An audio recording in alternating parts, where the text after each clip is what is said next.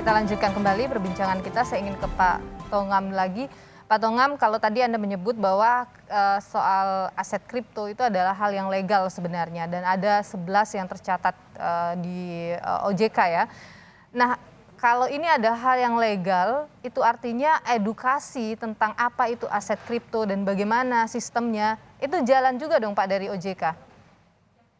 Iya, perlu kami luruskan bahwa aset kripto tidak diatur oleh OJK, Oh, tidak tetapi diatur oleh OJK. Bapepti, dan yang kami katakan 11 itu adalah exchanger sebenarnya. Oh, oke.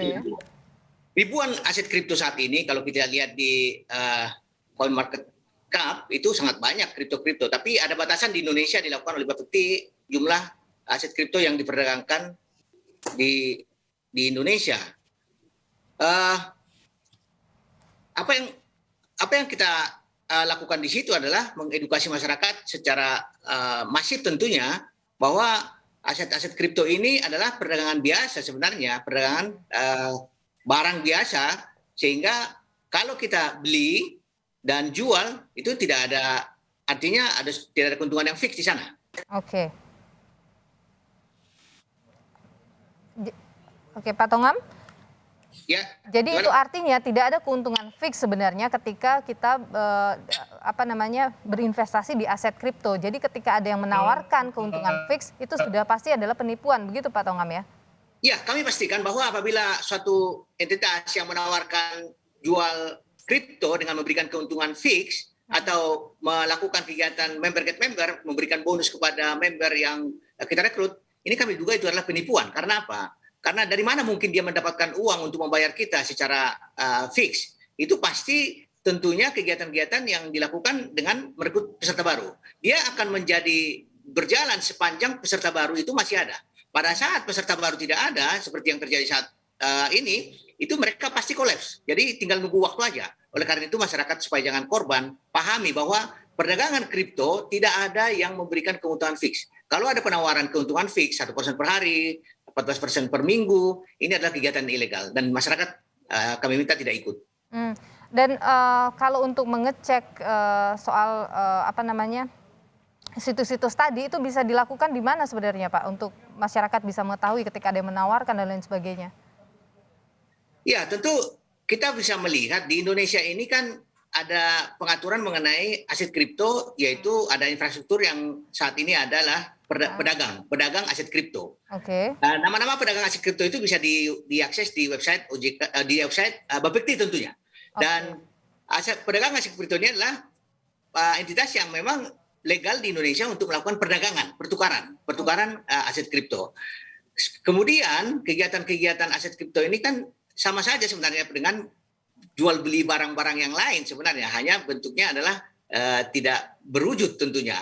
Tetapi seperti yang kami sampaikan tadi, banyak sekali saat ini testimoni ya masyarakat-masyarakat yang seakan-akan mendapatkan keuntungan dengan mengirimkan, tadi kata Pak Enda juga, mengirimkan bukti-bukti transfer. Nah, ini menjadi menjebak sebenarnya, testimoni palsu. Jadi kita itu diiming-imingi loh, si A sudah dapat loh, ini transfernya loh, buktinya loh, ini seperti ini. Jadi ini masyarakat juga harus cerdas memilih tempat investasi. Jadi kalau kita ingin jual beli aset kripto, jual beli pada exchanger yang resmi dan tidak ada keuntungan yang fix di sana. Oke, itu yang harus dipahami oleh masyarakat bahwa tidak ada keuntungan fix di sana. Jadi jangan sampai tertipu dengan iming-iming penghasilan yang lebih besar begitu.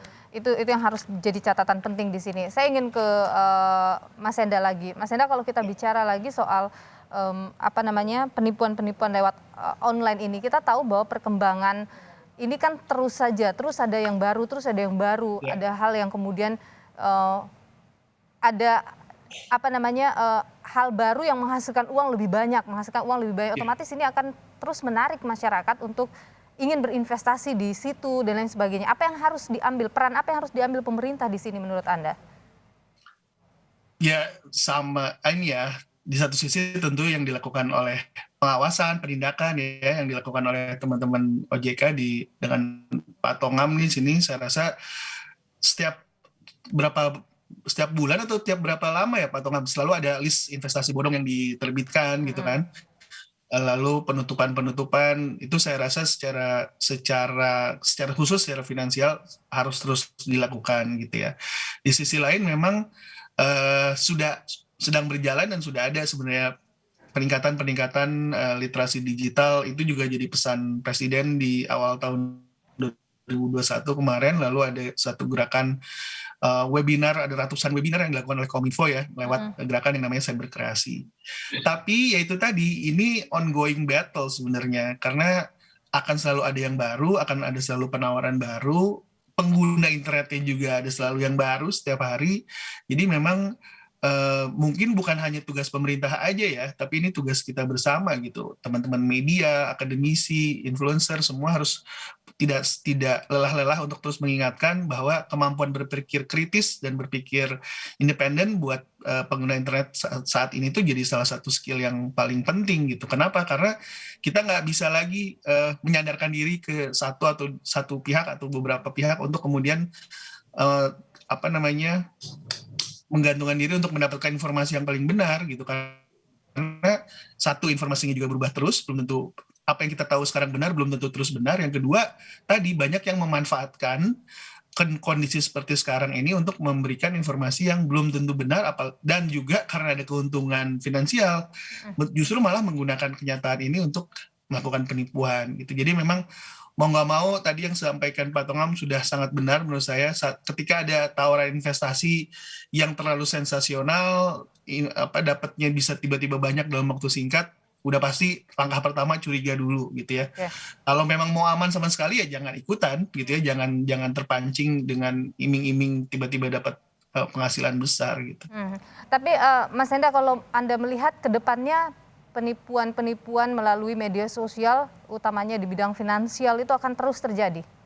Nah, ini mungkin menarik juga ya, dalam arti gini, saya malah lebih mencermati penipuan-penipuan yang sifatnya jumlahnya kecil, tapi berlaku untuk masyarakat kecil yang masih jauh lebih banyak gitu. Karena misalnya yang kalau dulu ya mama minta pulsa, atau misalnya sekarang ketidaktahuan orang menggunakan OTP PIN gitu ya, sehingga bisa diambil digital walletnya. Jadi jumlah-jumlah kecil yang walaupun kecil secara value, tapi sebenarnya untuk para penggunanya itu mereka hanya mungkin dananya juga terbatas gitu. Jadi kehilangan 1 juta, kehilangan 2 juta itu sudah sangat merugikan gitu. Nah, sedangkan yang sifatnya investasi sekarang kan lebih banyak untuk kelas menengah ya, yang punya uang mungkin 1 miliar atau ratusan juta atau misalnya puluhan juta, itu pun pasti sudah besar value-nya buat mereka gitu. Tapi kan kelas menengah ini justru harusnya bisa baca lebih dalam gitu ya, bisa pengertian soal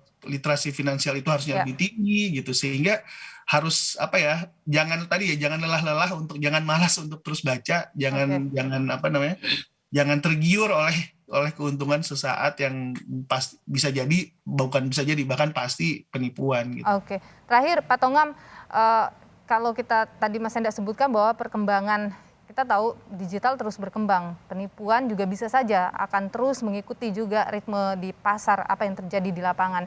Itu artinya pemerintah juga harus mengikut juga dengan apa yang terjadi di lapangan. Apa yang akan dilakukan oleh OJK sendiri untuk bisa terus mengedukasi masyarakat?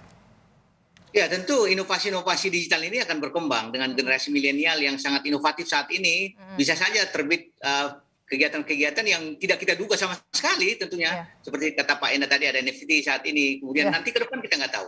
Nah, yang penting memang di samping kemajuan teknologi digital ini, inovasi-inovasi ini, kita harus membarengi dengan peningkatan literasi masyarakat kita. Oleh karena itu Satgas Waspada Investasi secara berlanjut melakukan literasi keuangan di masyarakat yang memang secara umum kita lakukan agar waspada terhadap penawaran-penawaran yang menjebak mereka, jangan sampai terjebak. Nah, kegiatan-kegiatan ini juga kita ingin peran serta masyarakat ya.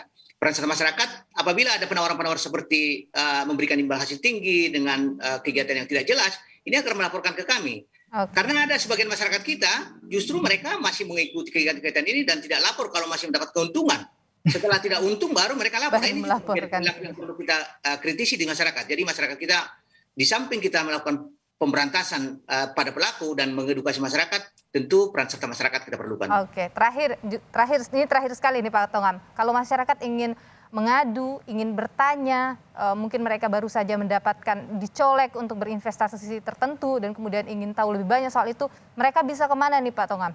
Ya, kalau masyarakat menemukan penawaran-penawaran investasi ilegal, kami meminta masyarakat untuk menyampaikan informasi kepada Satgas Waspada Investasi, bisa melalui email waspadainvestasi@ojk.go.id, atau kalau sudah dirugikan, kami mendorong masyarakat untuk lapor polisi untuk melakukan proses hukum tentunya, sehingga pelaku-pelakunya mendapat efek jerah di sana.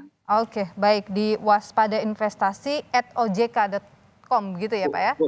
.go.id. .go.id. Baik, itu yang bisa kalau misalnya Anda ingin bertanya lebih jauh soal ketika ditawari atau ingin tahu lebih banyak soal investasi, bisa bertanya di waspadainvestasi@ojk.go.id. Terima kasih Pak Tongam L. Tobing, Kepala Satgas Waspada Investasi OJK, dan juga ada Mas Enda Nasution, pengamat media sosial untuk perbincangannya pada pagi hari ini. Sehat selalu. Terima kasih.